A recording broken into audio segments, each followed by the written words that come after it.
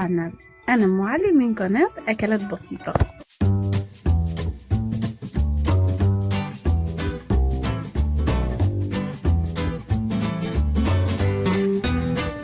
أنا بقى من الناس اللي بحب الأكل السهل السريع البسيط وكمان ما يكونش مكلف. النهاردة هنعمل رقاق طري باللحمة المفرومة وكمان مقرمش.